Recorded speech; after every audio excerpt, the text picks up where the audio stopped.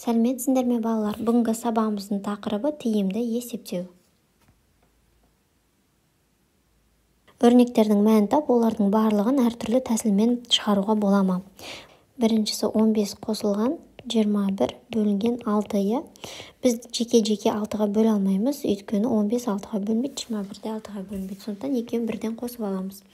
36 болады, 36-ны 6-ға бөлеміз, сонда 6. Бұл бізде бірінші тәсіл, яғни біз қосындыны орындап алып, сосын бірақ бөлдік. Мысалы, 120 қосылған 20 бөлінген 10. Біз не істей аламыз? Жеке-жеке бөле аламыз. Бұл екінші тәсіл. Яғни 120-ны 10-ға бөліп аламыз да, 20-ны 10-ға бөліп алып қосамыз. Сонда мұнда 12, мұнда 2, сонда 14 болады жауабы. Келесі тәсіл 14 қосылған 21 бөлінген 7. Бұғанда екінші тәсілді қолдана аламыз, яғни 14-ті 7-ге бөлеміз, қосамыз 21 бөлінген 7. 2 қосылған 3-ге, сонда жауабы 5 болады. Мысалы, мұнда да 300 қосылған 60 бөлінген 9. Біз не істей аламыз? Қосып аламыз. Бөлінген 9. 360-ты 9-ға бөлеміз, яғни 36-ны 9-ға бөлеміз 4, және 0 бар, сонда 40. Мысалға 10 қосылған 22 бөлінген 4. Мысалы 14-ке бөлінбейді, 22-ке де бөлінбейді, сондықтан бірінші осы жақшаның ішінде қосындыны орындап аламыз. 32 бөлінген 4 тең болады 8. Келесі 100 қосылған 200 бөлінген 3. Бұл жерде бірінші тәсілді қолданған маған тиімді, яғни 100-ге 200-ді қосып аламын 300, 300-ді 3-ке бөлемін, сонда 100 шығады. Әрбір өрнекті есептеудің тиімді тәсілін тап. Мысалға, бірінші өрнекті қарастырайық. 8 қосылған 2 көбейтілген 50.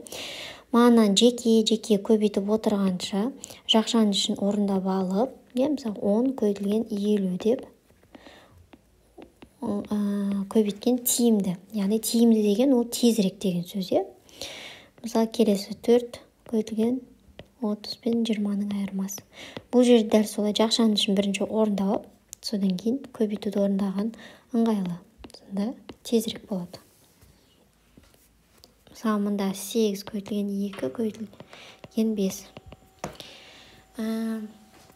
Мен не істей алам? Орындарын өзгерте алам, сондықтан мен не істеймін? 2 мен 5-ті бірінші көбейтіп алам. Өйткені бұл жерде 10 шығады. Енді 8-ді 10-ға көбейтем, 80. Сонда тезірек орындай алам, Мысалы, 2 көбейтілген 5 көбейтілген 7. Бұл жерде ауыстырмаймын, өйткені жақшаның ішінде 10 шығады, 10-ды 7-ге көбейтемін. Сонда 70. Бұл маған тиімді болып тұр. Мысалға, бұл жерде 600 қосылған 300, бөлінген 3. Мен жеке-жеке бөле аламын, немесе екеуін қосып аламын. Мысалға, 900 бөлінген 3. Бұл мен үшін тезірек, өйткені 600-ді 300-ге қоса салам тез. Сонда 300 болады жауабы. 2 көбейтілген 32 көбейтілген 5. Көбейтудің үлестірімділік қасиетін қолданамын. Яғни істеймін, 2 мен 5-ті көбейтіп аламын да, сосын барып 32-ні көбейтемін. Сонда 10 көбейтілген 32, сонда 320 болады. Есепті әртүрлі тәсілмен шығар. Шебер 8 дулыға және 12 қамшы жасады. Олардың барлығын 2 қорапқа бөліп салды. Әр қорапта қанша бұйым бар? Яғни шебер қанша дулыға жасады дейді? 8, және қанша қамшы? 12.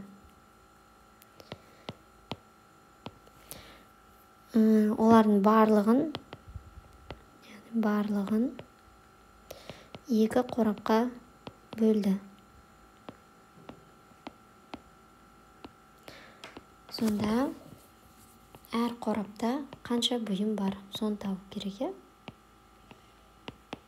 Не істеймін? Бірінші барлығын тауып алам. Яғни шешу. Не істеймін? 8-ге 12-ні қосып, оны 2-ге бөлім. 8-ге 12-ні қоссам 20, 20-ны 2-ге бөлсем 10. Сонда әр қорапта